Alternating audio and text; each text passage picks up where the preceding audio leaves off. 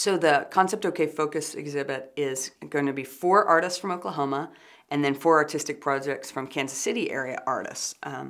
The curator for this area, Liza Staton, really met with a lot of artists to try to figure out who would be best together for this first Focus exhibition. She toured 11 studios in Oklahoma, she toured 10 studios in Kansas City before she chose the projects, and she really was interested in what are those intersections between their ideas? Are there materials, are there different approaches that could have some kind of connection? And she ended up feeling like everything was pretty fluid in the way the artists were approaching their work, but that there was almost a network, a map that connected the different projects. And so even though we have sculpture, we have, multimedia constructions, we have video, that there's some connection between their ideas. It was interesting when Liza Staton approached the project she ended up selecting, she really felt like all of them were trying to engage their viewers, that all of them are trying to provoke their viewers somehow, so pushing their viewers to examine themselves, to look at how they live, to look at contemporary life. And so she saw that as a connection between all of them, that they invite the viewers and engage them in a different way. Material is very important to me. I've always been drawn to using industrial materials and industrial processes, and for a reason that I'm not fully aware of, I've never wanted the trace of my hand to be in the work. I want each sculpture to look like it was mass-produced on an assembly line in China, so that it looks like it was made by a machine. And so a series of pieces that I made out of styrofoam, a series of 4 styrofoam Hummers. On those pieces you can literally read the manufacturer's recommendations, the name of the company directly on the pieces. I didn't alter the material at all other than just cutting them out into the shapes that they needed to be in. And the same with I made a fake polar bear rug out of Walmart sacks because I thought it was kind of ironic that partly because of consumerism there's global warming and that's causing polar bears to die, and yet people buy polar bear rugs because it's a sign of wealth or power or something, and yet they're endangered.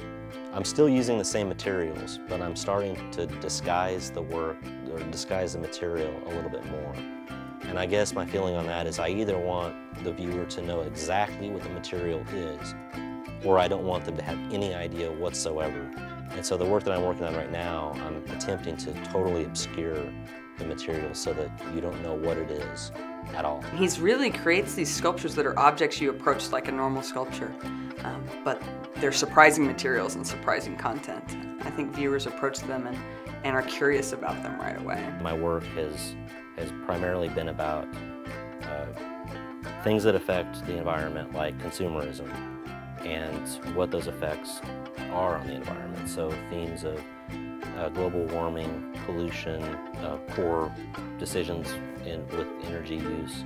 And so that's kind of taken me to where I am right now, where I've sort of shifted slightly from focusing on how consumerism affects the environment, but how consumerism has affected or is affecting part of our culture.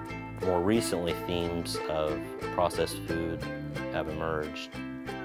McDonald's has always been a motif in my work, just because I think it really symbolizes, consumerism.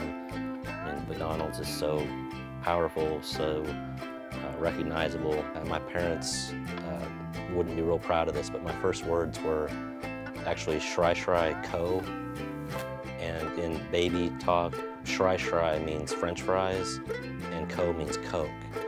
And I would say that anytime we drove past the Golden Arches, and I'm sure I'm not the only kid, especially my age, that had those priorities and they could barely see out of the window of the car. McDonald's has just been one of those things that has carried through for several years, and I'm continuing to work with some of those themes.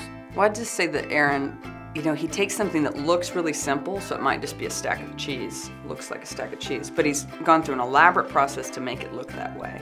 And he also is really trying to convey a much more complex understanding of our culture and the way that we consume and what material life is. So I think he combines the materials and the idea really well. If you think about consumer products that we buy, there's a lot of thought put into what will appeal to the consumer.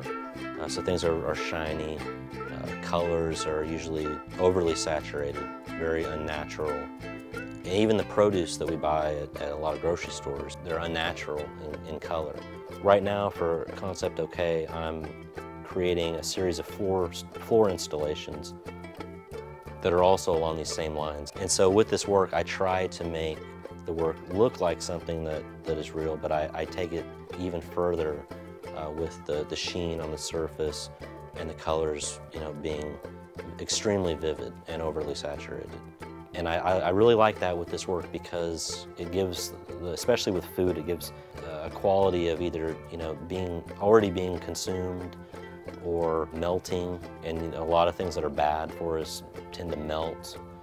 And so there's almost a visceral quality to the surfaces. Those themes of consumerism and its power over us that has really been a driving force. It's talking about consumerism and how it directly affects with things like the plastic six-pack caddies ending up in the ocean and choking things, or the island of flip-flops in the Pacific Ocean.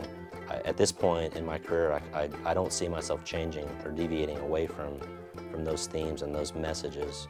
It's just something that really, it gives me inspiration and it gives me energy to make work.